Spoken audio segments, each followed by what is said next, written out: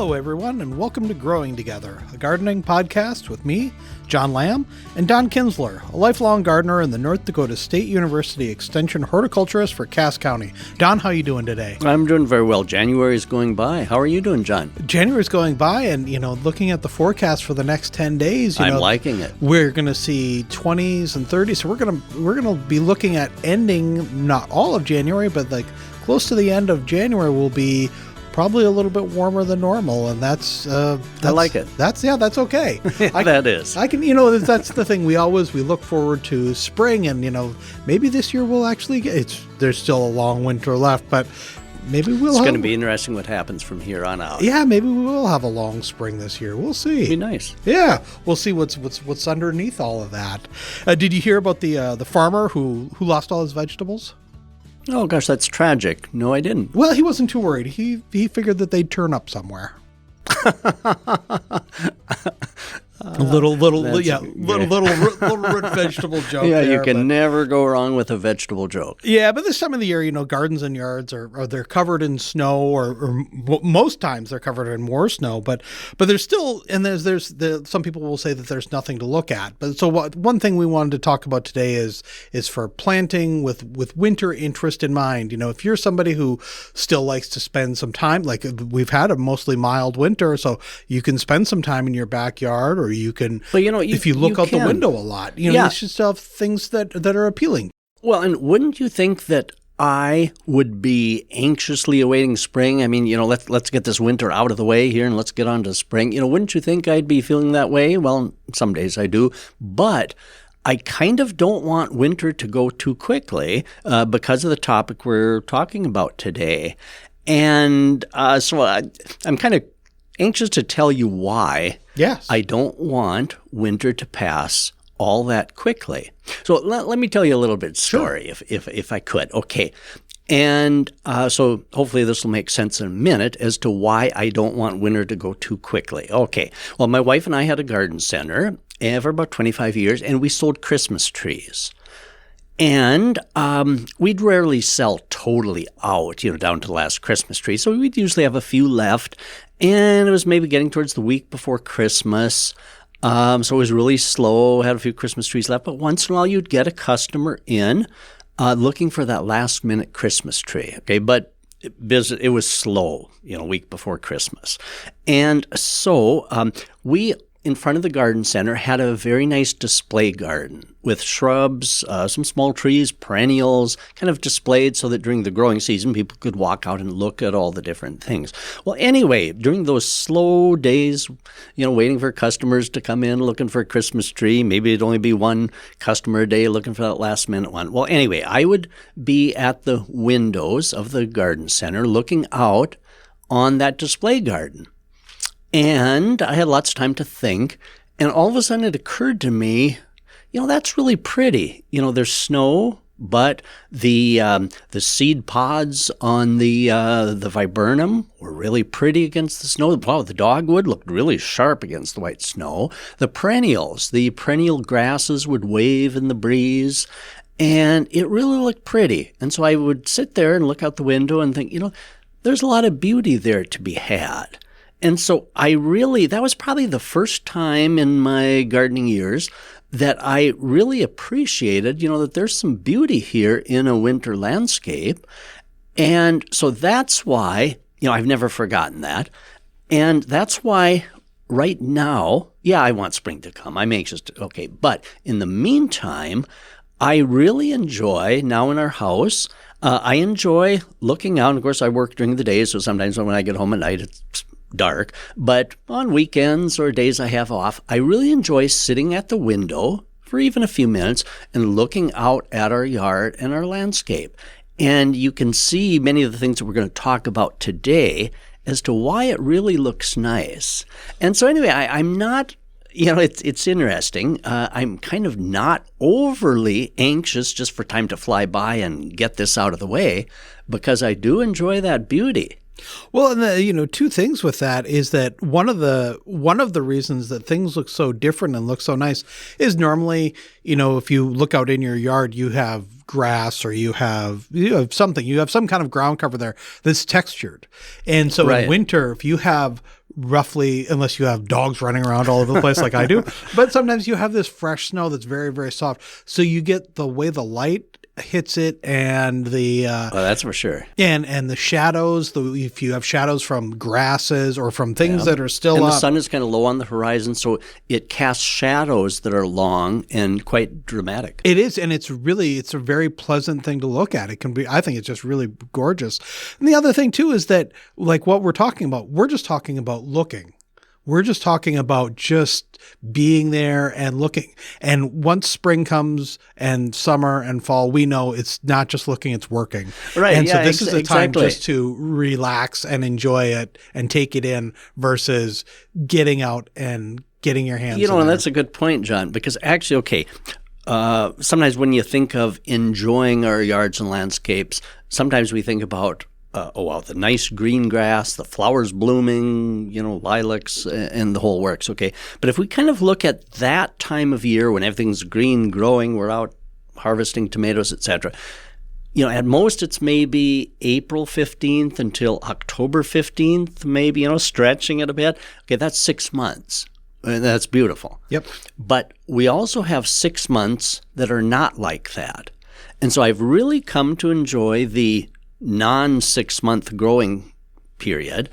And now you brought up a good comment, work. Okay, now the nice thing about enjoying our landscapes for this 6 months of non-growing season is, when I sit and look out on our landscape and enjoy the beauty of it, I don't have to pull weeds. Right. Because they're all dead under the snow somewhere.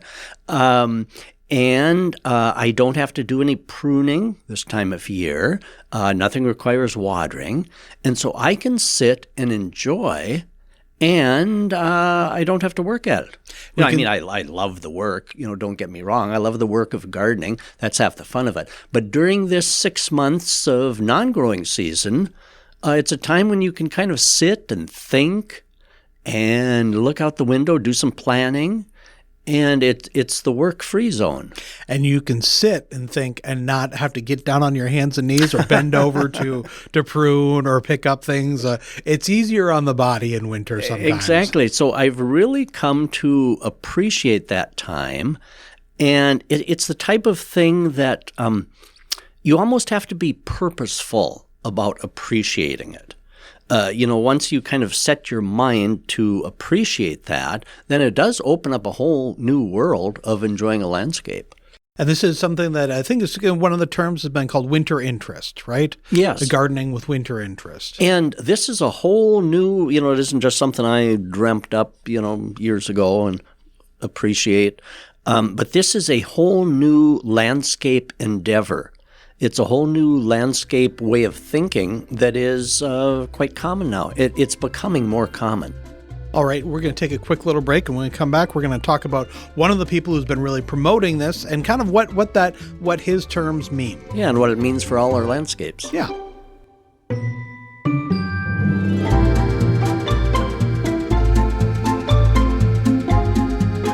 If you're loving this podcast, be sure to check out our full lineup. From news and local politics to sports and true crime, find your next great listen right now at inforum.com/podcasts. That's inforum.com/podcasts. All right, so we're back. We're talking about gardening with winter interest, and one of the kind of the names of somebody who's out there who's kind of promoting this or promoting. He's got his own thing, or rather, he's got a kind of a philosophy and idea.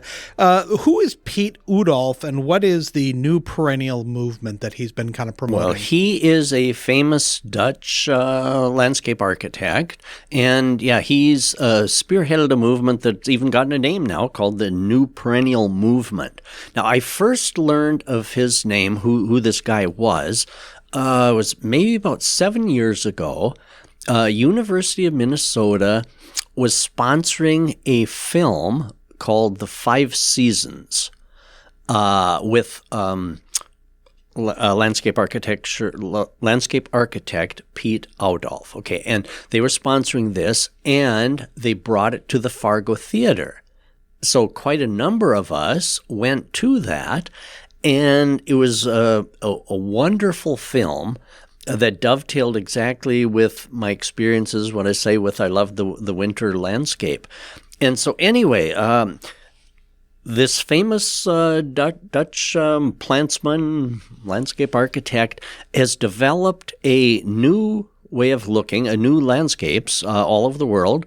New York has a famous park called the High Line, and Chicago's Millennial Park.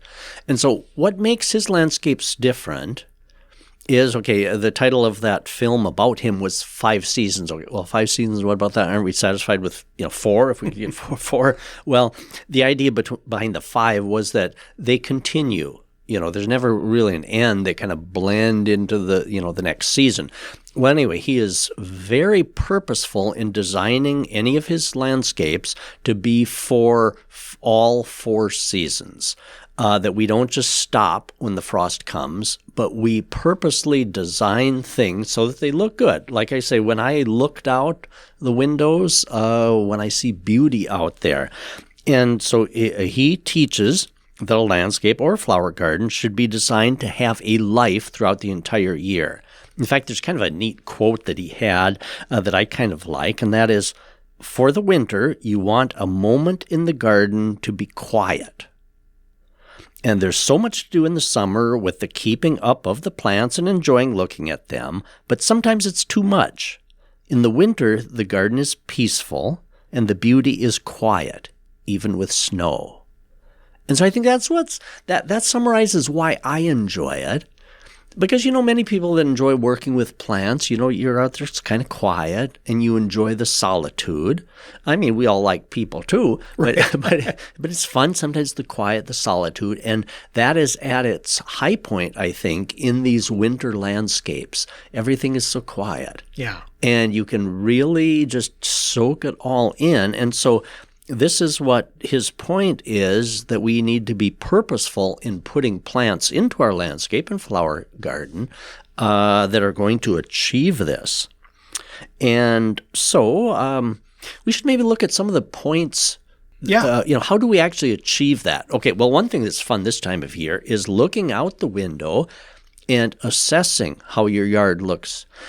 And, of course, one of the key points in all this is maybe to plant things that you can see from your windows. And because, I'm not totally crazy. I'm not going to go when it's 30 below, sit out in my yard enjoying the landscape. Right. I kind of need to enjoy that looking from inside out, or, as we go to your garage or down the driveway or somewhere. Yeah. But, it doesn't mean we're going to go sit on a bench outside. So you need to kind of be looking out your windows, looking at it from that standpoint as where are we going to see these things. And so, of course, one of the key concepts in developing this is to broaden your idea of what is nice, what is pretty, what is beautiful. We don't need to limit ourselves to beauty of a flower bed full of bright marigolds or zinnias. Right. In the summer, we think of color. Yeah, we think of color, green grass, everything's strong, vibrant colors, things, and the vegetables, same thing. You're harvesting good stuff. So we need to broaden what we think of as beauty to include things, like seed heads, dried seed heads on perennials, the dry perennial grasses waving in the breeze, like I mentioned, bare twigs, things such as that. And so we need to expand how we think about things. And one of the quotes I love from Piet Oudolf is, we need to learn to love brown.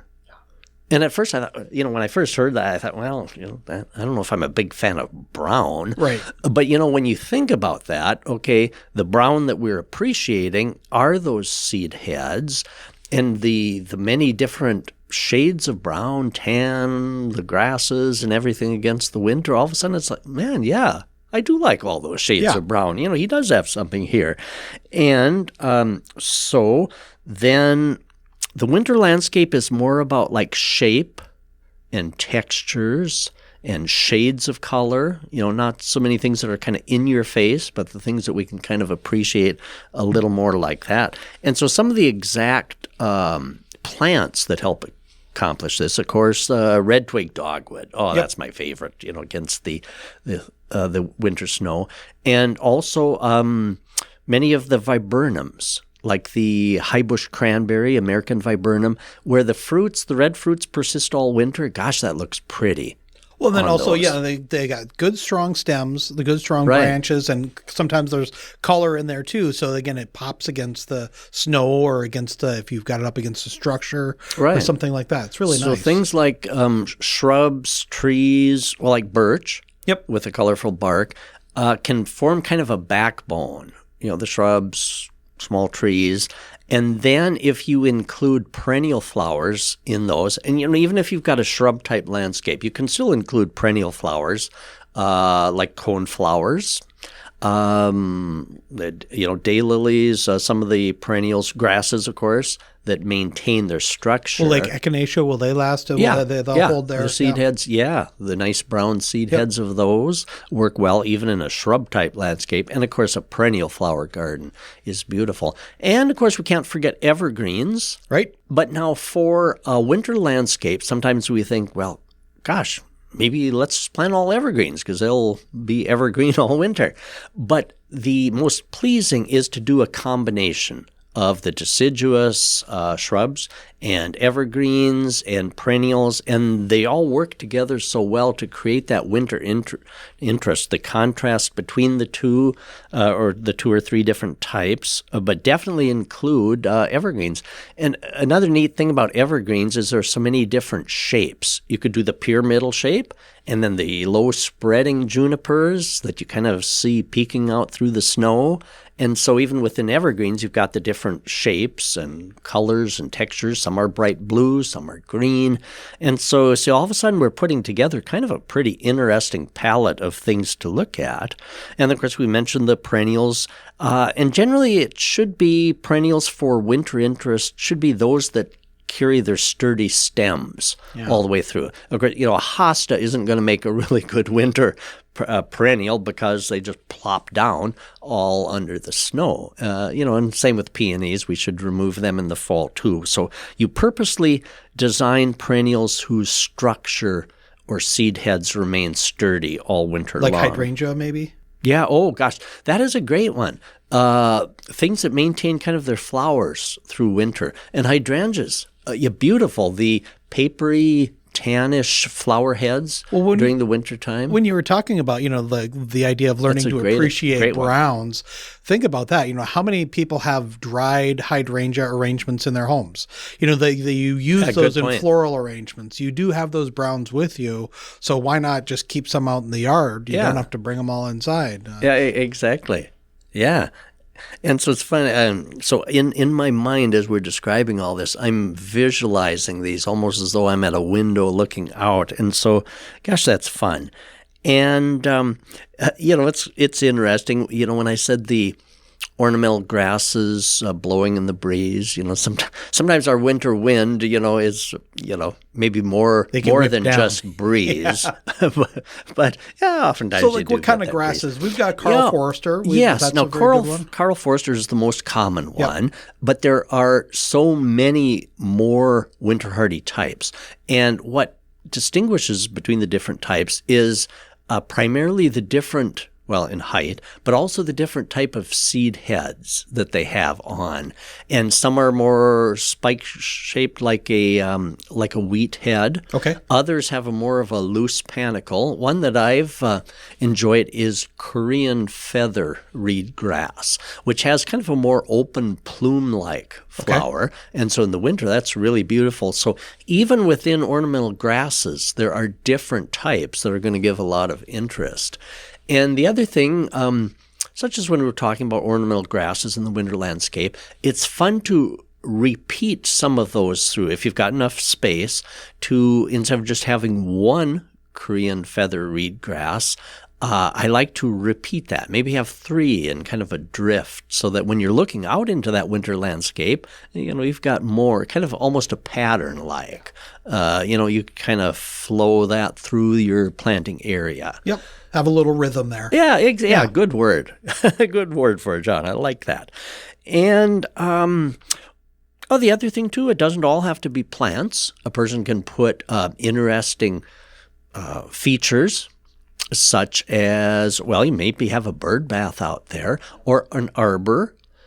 We have a gate with an arbor on either side that has wisteria planted by it. Summer cascade, I believe that's the name of it. Summer cascade wisteria, which is the hardier type. And anyway, that looks really pretty on that arbor, even in winter with no snow. With no leaves on it. So using benches, arbors, archways really do look nice in the wintertime. In our in our house where a lot of times when I'm working from home in the office there, I can look to the left and look out and we see the garage, but against the garage we've planted a trellis where we have clematis growing up. So we leave the clematis vines up, in the winter in hopes that they'll catch some of the snow. And so it's kind of nice. And I think we're gonna build that area up a little bit more with maybe more support to the trellis. So maybe more things climbing. And those vines look good on. But even though they're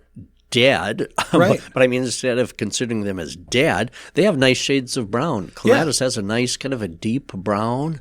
Yeah, sometimes there's some of the flower cluster kind of seed heads remaining on. And at times when you get like a fresh snow, sometimes they hold a little bit of snow. It is that kind of a nice kind of interest there. And then we have the Carl Forster on the other side of the door. And now, so leaving the clematis vine on the trellis is a good case for not being in too big of a rush to just clean everything up in the fall. Right.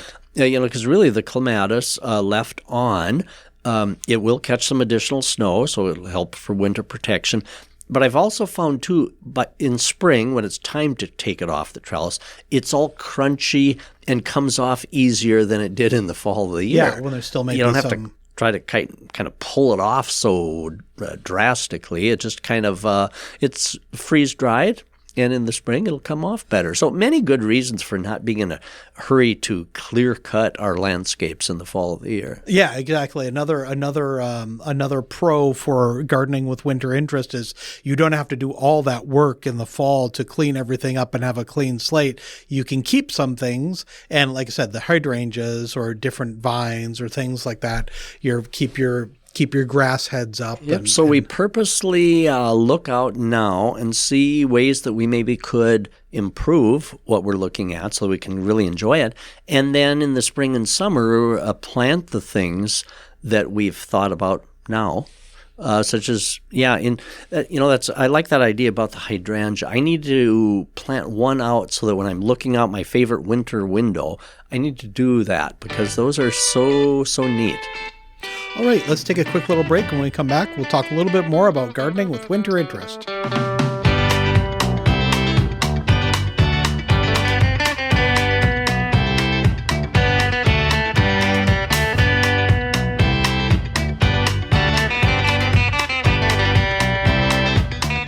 When you can't make it to City Hall or school board meetings, local journalists from Inforum.com will be there to report the facts and get your questions answered. Local news works for you. Stay up to date at Inforum.com. All right. Well, we're back and we're talking gardening with winter interest. So, Don, you've talked about some things, but just give us kind of a rundown of what are the things that you look out your window at, and also what are some of the other things that you think, like, let's just give the listeners some names for things to look at. We've talked about a couple, but even if we repeat them, what are some good things that you I mentioned dogwood. Yeah. Now, when you're shopping for dogwood, look for types, cultivars, that are specially developed for the brightest red twigs. Yeah. In fact, there is a red twig dogwood. Yep. And I've got one called Baton Rouge. that I got at a locally owned garden center, Baton Rouge red twig dogwood that is just incredible. So different cultivars have been developed that have an even brighter red on the red twig dogwood. So search for those. So that'd be awesome. And viburnum. There's a number of different ones whose fruit hang on. I mentioned the high bush cranberry, which is also known as the American cranberry bush viburnum. The twigs of the burning bush are beautiful against the winter. So they've got kind of a square, ridged type a twig, beautiful. In trees, the birch, of course, are wonderful, but not just the paper birch with the white, but also there's river birch and different birches with a very colorful, kind of brownish, tannish, exfoliating bark. Sometimes even kind of coppery. They almost seem to shine. Yeah, exactly. Coppery. There's speaking of copper, there's actually a lilac, a tree-type lilac called copper curls lilac, and beautiful bark on those. And an evergreen tree that's really, really beautiful in winter because of its bark is Scotch pine. Okay. As they develop older look to them, the branches become orange, kind of a coppery orange, so really, really pretty. In the world of perennials, we mentioned, let's see, in the perennials we mentioned things like the grasses, of course. Yep. They're all beautiful. Sedum, the upright type sedum, such as autumn joy and other types, beautiful in the wintertime. Because they still kind of hold on their rounded kind of They head. do? Yeah. And the flower head on top, the rounded flower heads are beautiful shades of brown. Joe Pye weed. Oh, yeah. That needs a new marketing name. But Joe Pye weed, there's a couple of different varieties, a shorter variety and a tall variety. They stay very sturdy in the wintertime, so they're good choices. Giant fleece flower. It's a great big tall one that almost looks like a shrub, but it's a perennial. But that'll die back, right? It'll die back. Exactly. Yeah, comes back from the ground each spring. But even in the winter, it'll hold mums. Mums, which typically aren't real winter hardy, but if you choose certain varieties from locally owned garden centers, they'll be perennial. But they survive winter much better if the tops are left intact. And, of course, the tops are pretty. So, and also rose bushes. We haven't talked about rose bushes. Sure. Rose bushes are pretty in the wintertime because we're supposed to leave those last blossoms on because it helps to make them a little tougher, more winter hardy. And so sometimes there'll be a faded rose blossoms on, or maybe they've turned into rose hips, and you've got the nice reddish orange rose hips on them. So I like rose bushes in the wintertime too. Yeah, one that I don't have, but you sometimes you'll really see photos of them in the winter.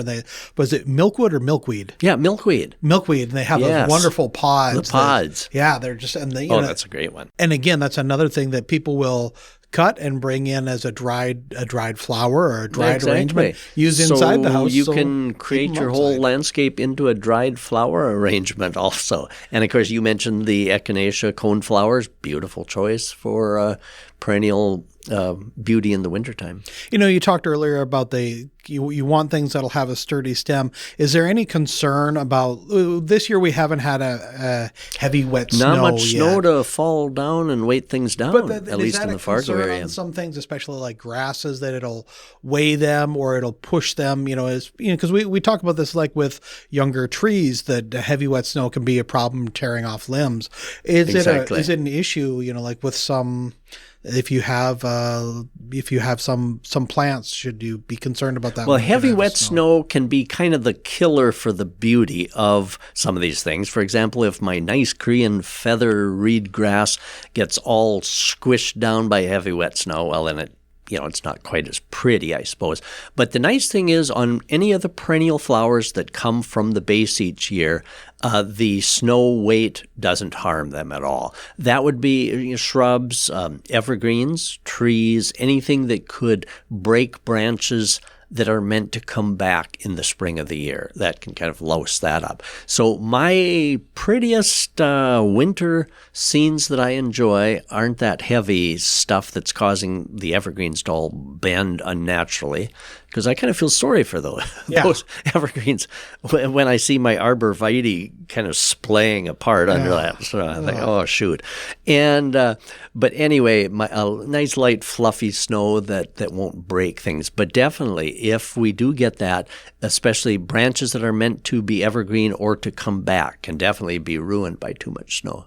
One thing we were talking about kind of some man-made things that are attractions, bird baths or benches or things like that. The other thing too to think about is that if you have a shepherd's hook that you have hanging baskets on, you could just put some kind of bird seed feeder up there, or bird feeder, and maybe squirrels will get up there. But also we have cardinals in our yard, bring up a and great that's a point. great thing to watch in the winter. Oh yeah. Man, talk about a great addition to the winter landscape is having the birds come through like that. Yeah. Oh, and of course, good reason for leaving some of these seed heads intact, like the coneflowers and different things, is the birds will come and feed.